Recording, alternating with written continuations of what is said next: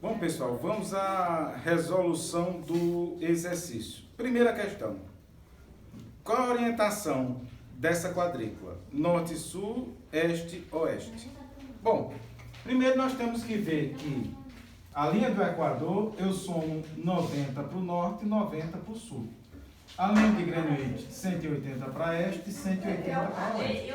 Então, qualquer latitude que crescer para cima é norte, crescer para baixo é sul, de 0 a 90, 0 a 90. Aqui nós temos, 6 graus, 20 minutos. E aqui 6 graus e 10 minutos. Quer dizer, está crescendo para cima, porque vai ser 6 graus e 10, 6 e 20, 6 e 30, 7 graus até 90. Então, claro, essa orientação aqui, cresce para cima é norte. Essa aqui, da mesma forma, 180 para a direita e 180 para a esquerda. Então, essa quadrícula estaria onde? Essa quadrícula estaria aumentando para a esquerda, ou a esquerda de Greenwich. Então, essa informação aqui seria oeste. Quando nós temos somente um ponto de coordenadas, é interessante que se indique a orientação. Latitude X, norte ou sul. Mas uma quadrícula não, a própria quadrícula já diz onde ela está. Se está aqui, aqui, aqui ou aqui. Essa quadrícula estaria onde? Estaria a norte e a oeste. Então, aqui estaria essa quadrícula. Segunda questão. Um ponto de coordenada foi calculado em cartas de escala 1 para 100 mil e escala 1 para 500 mil. Nós já vimos que quando nós utilizamos medida nas cartas, pode ter um pequeno erro de medição de milímetro.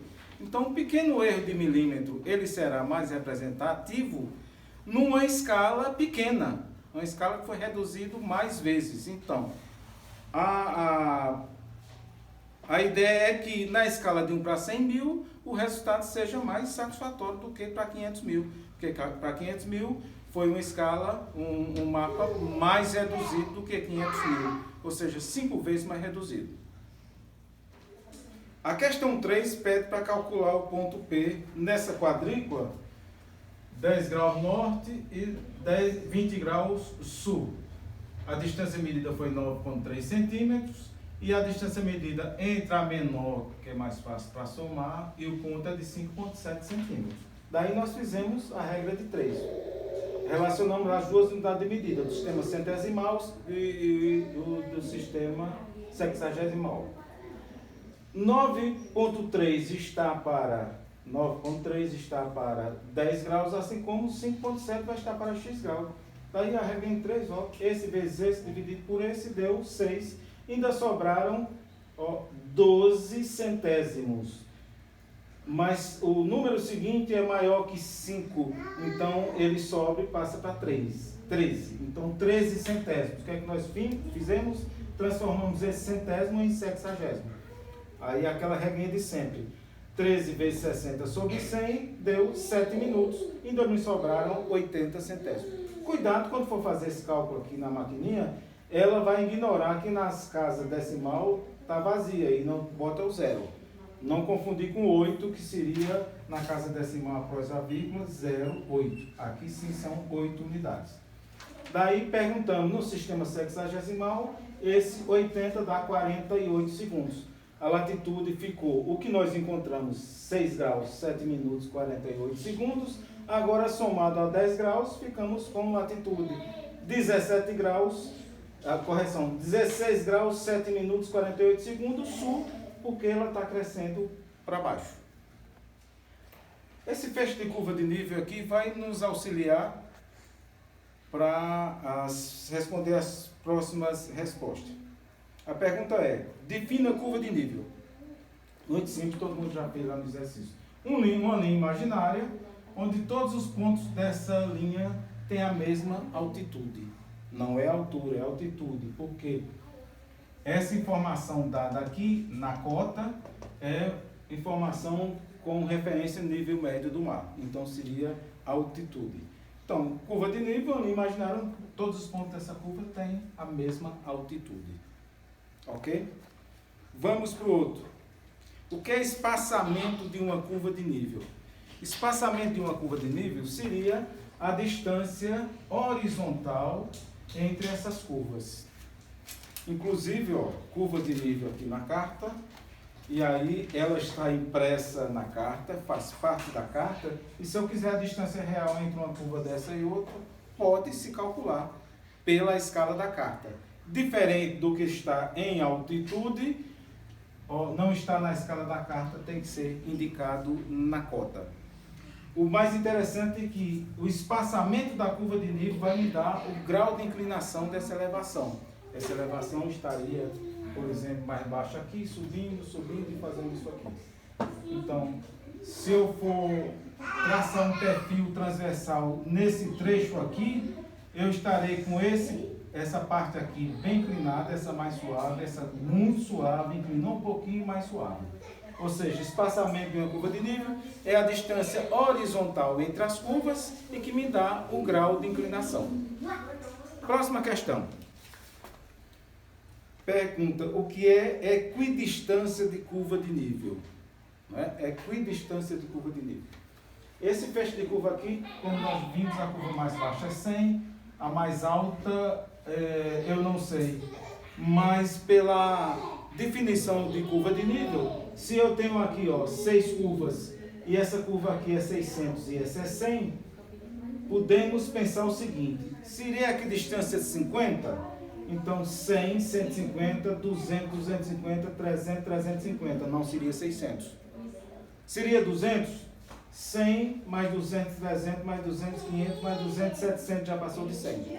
Então, a única opção que tem para chegarmos de 100 até 600 em 4 curvas intermediárias, só seria 100. Porque essa curva é 100, essa daqui 200, 300, 400, 500, 600. Equidistância é a medida vertical entre as curvas que para o mapa em questão será sempre a mesma. Ou seja, para esse mapa aqui que eu estou trabalhando, a equidistância da curva de nível será de 100. Então eu posso fazer qualquer cálculo sabendo que entre uma e outra aqui tem uma diferença de 100 graus de altitude.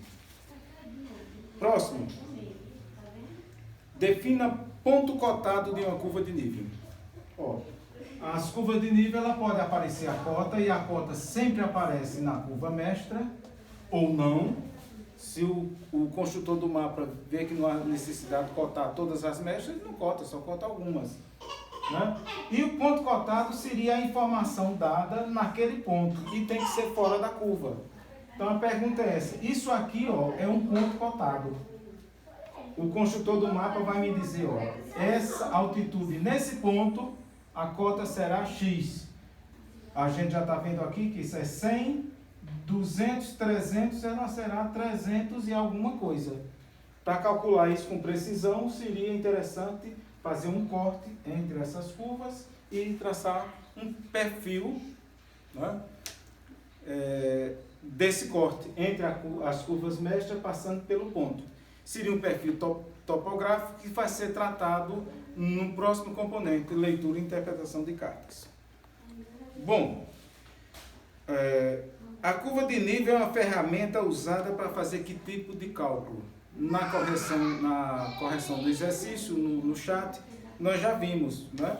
Olha, se ela está aqui no mapa e vai para uma terceira dimensão, e o mapa só tem 2 dimensões, uma terceira dimensão não tem informação de cálculos nesse mapa. A escala não vai servir para ele, então vai servir para as cotas. Para que serve a curva de nível?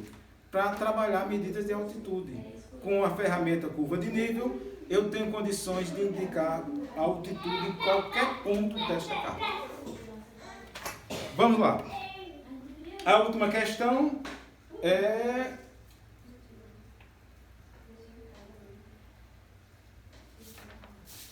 essa daqui. Determinar aproximadamente a cota desse ponto aqui.